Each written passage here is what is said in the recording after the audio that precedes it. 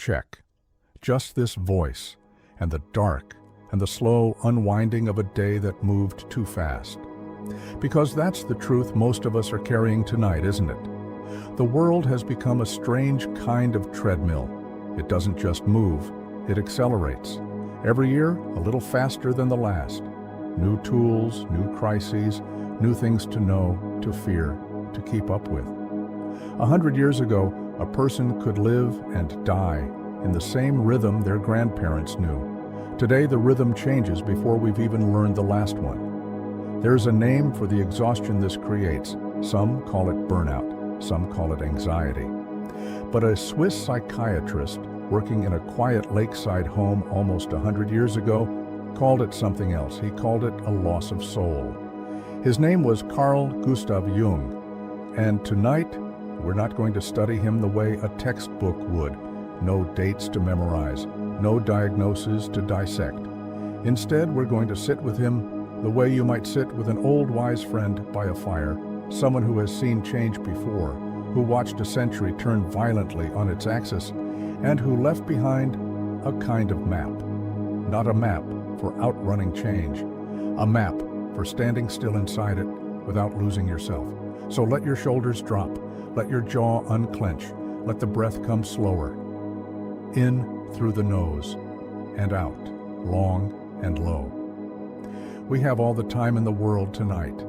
That in itself is the first small rebellion against the speed of things. Jung was born in 1875 in a small village in Switzerland, the son of a pastor.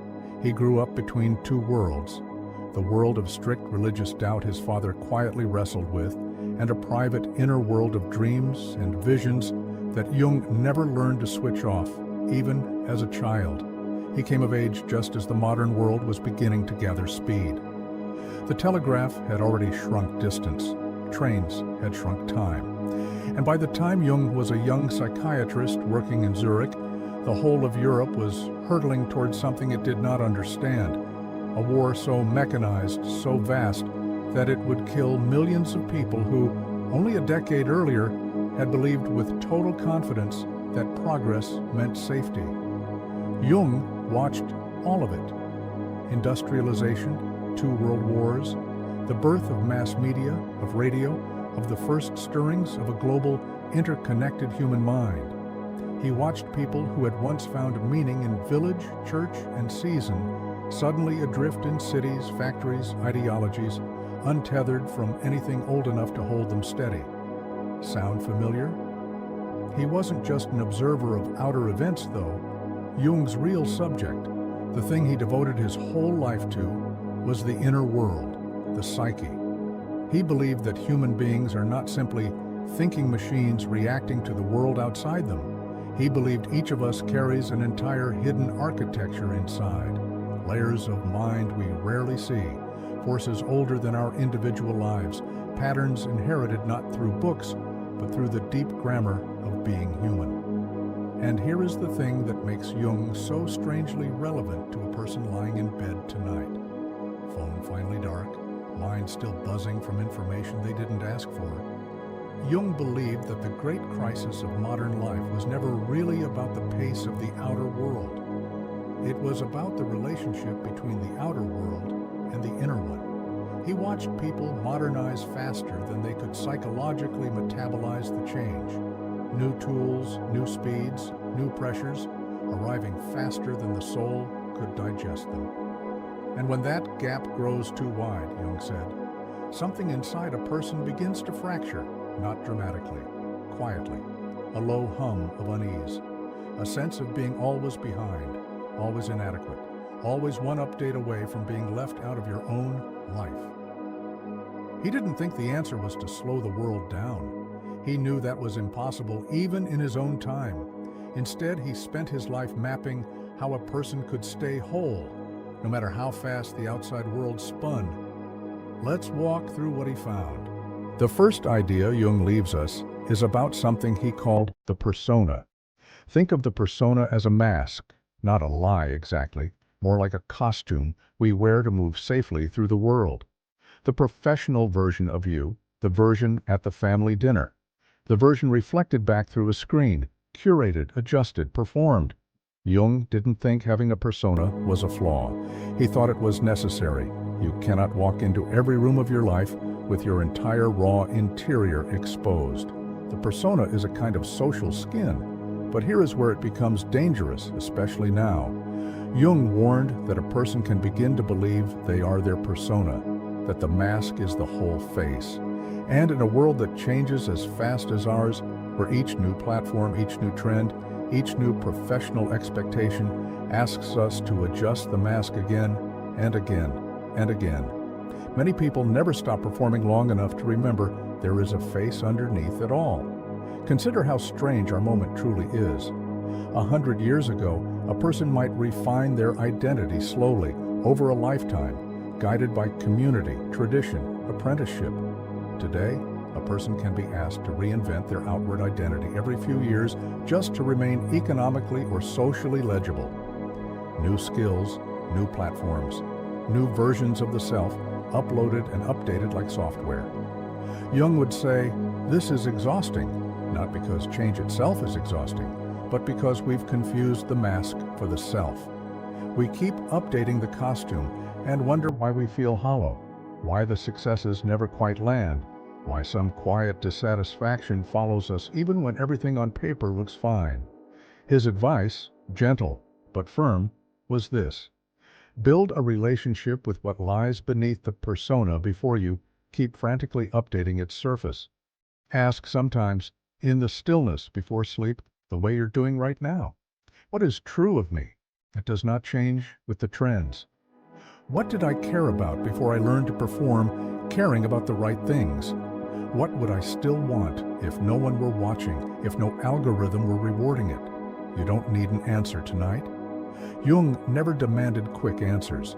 He trusted the question itself to work on you slowly, the way water works on stone, not through force, but through patient, repeated contact. So let the question sit there in the dark. Who am I underneath the mask I update so often? No need to solve it. Just let it settle, like sediment slowly falling to the bottom of still water.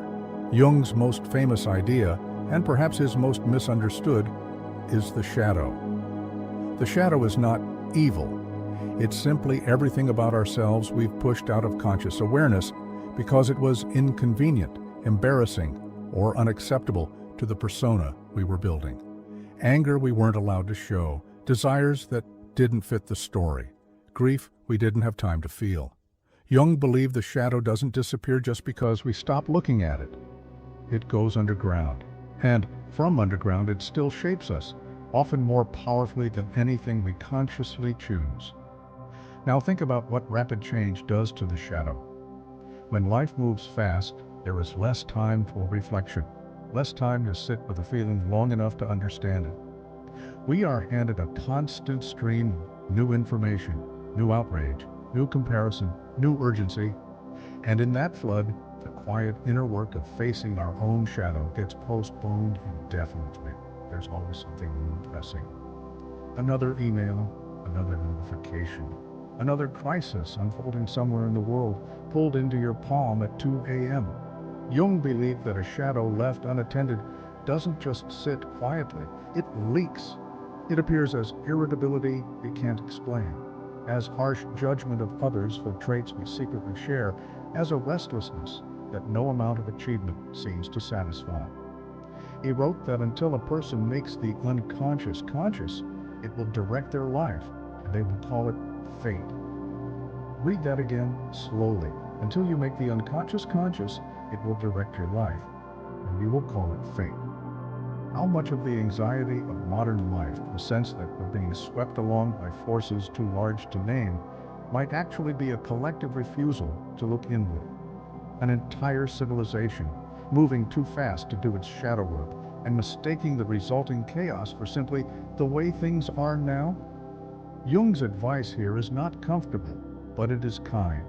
He would ask you to slow down enough, even just here, even just tonight, lying in the dark, to notice what you've been avoiding, not to fix it, not tonight, just to notice it. A flicker of anger you swallowed today, a sadness you didn't have time for, a fear you dressed up as busyness so you wouldn't have to sit with it. You don't have to chase these things away. Jung would tell you the opposite. Invite them in, gently, the way you'd invite an old tired traveler in from the cold, not to live with you forever, just to be seen for a moment for their best. Let whatever surfaces surface. There is no danger in it here, in this dark, unhurried space. This is exactly where shadow work is meant to happen, not in the frantic daylight, but in the stillness before sleep. Jung had a word for the lifelong process of becoming a complete, integrated person. He called it individuation. Individuation is not the same as individualism. It's not about standing out, or building a personal brand, or becoming more unique than the people around you. Jung meant something almost the opposite. He meant the slow, often uncomfortable process of gathering up all the scattered pieces of yourself, the persona and the shadow, the parts you show and the parts you hide, the child you were and the adult you've become, and weaving them into a single, coherent whole. He believed this was the deepest task of a human life. Not happiness, not success, wholeness. And here is why individuation matters so much to a person living through an age of acceleration. Our modern world does not reward wholeness, it rewards fragments. It rewards the version of you optimized for a 15-second clip, professional sliver of you, polished for a resume, the curated slice of you presented online. Each platform, each context, each fast-moving demand asks for a different fragment and rewards you for perfecting that fragment rather than integrating it with the rest. Jung would say this fragmentation is the quiet crisis beneath the loud crisis. We are so busy performing pieces of ourselves that we rarely take the time to assemble ourselves, and a person made of unassembled fragments, however impressive each fragment looks, will always feel a certain hollowness, a background hum of, is this really me? Individuation, Jung taught, isn't achieved through more information, more optimization, more speed. It's achieved through the opposite, through slowing down enough to have a real relationship with your own depths, through paying attention to dreams, through sitting with discomfort instead of immediately distracting it away, through noticing the patterns that keep repeating in your life and asking what they might be trying to teach you, rather than simply trying to escape them faster next time. This is slow work.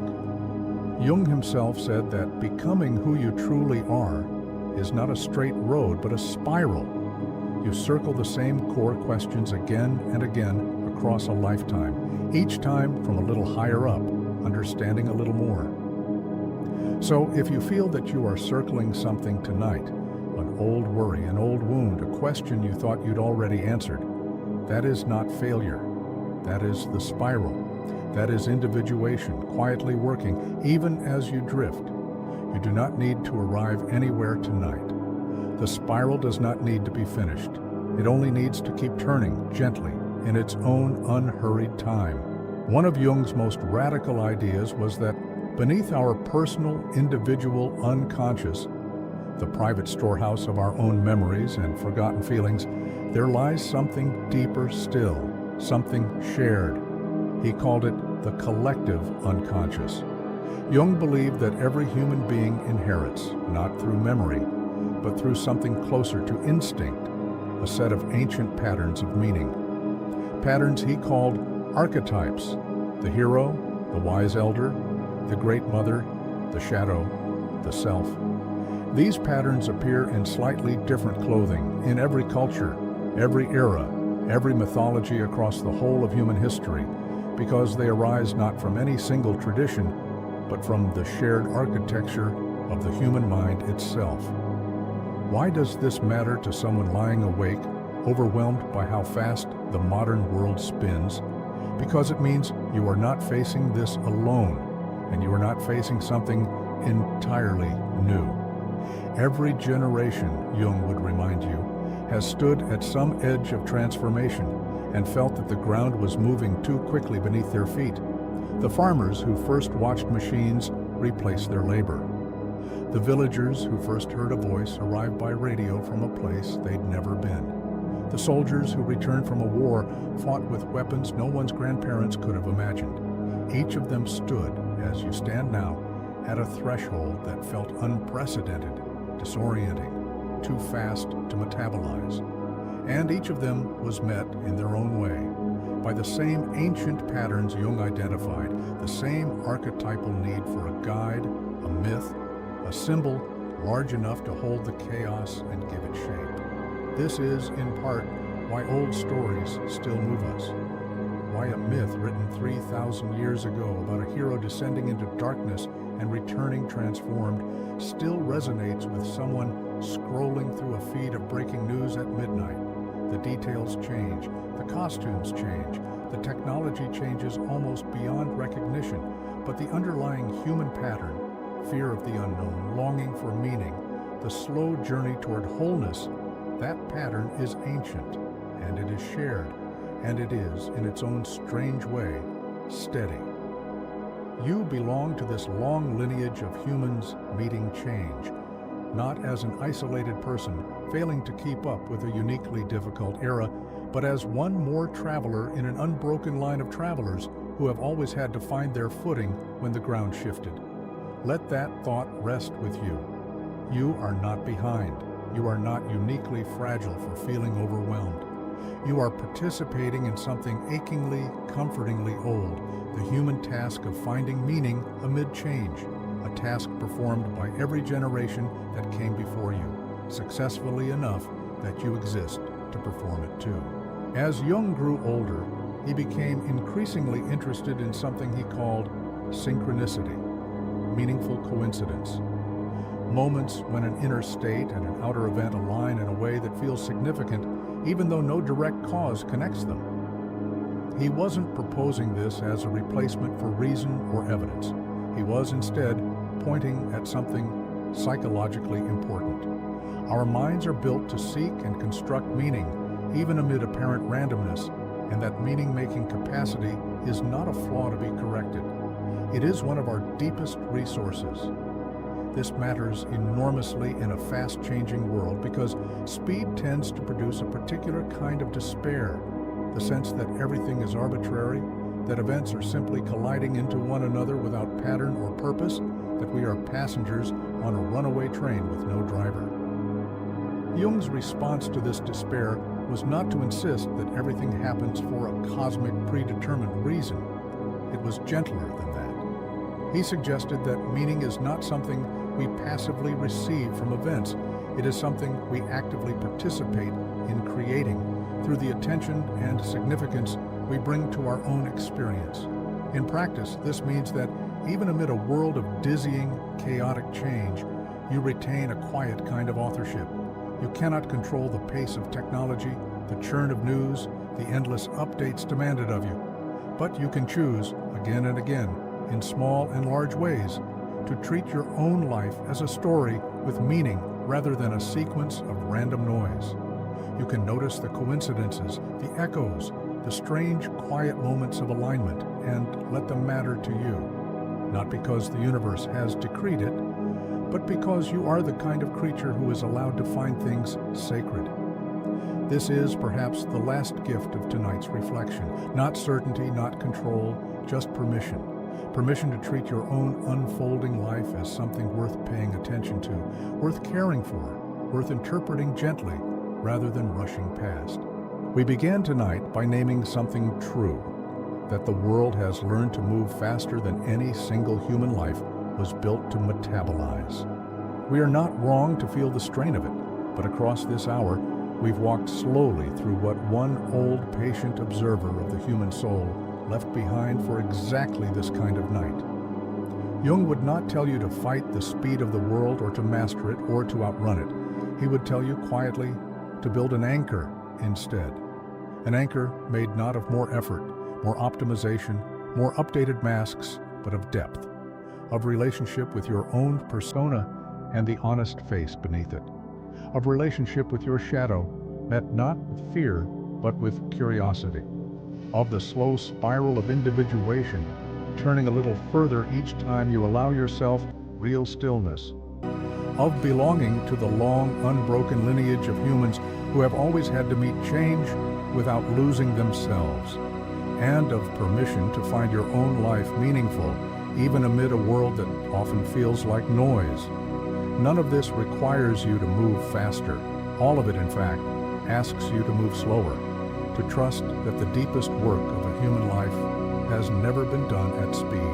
So here at the end, let yourself rest in that. The world outside will keep accelerating. The news will keep arriving. The updates will keep coming, unasked for, at every hour of the night. But none of it can reach you here in this quiet, unhurried dark. Let your breath slow further. Let your thoughts loosen, drifting the way clouds drift, without needing to arrive anywhere.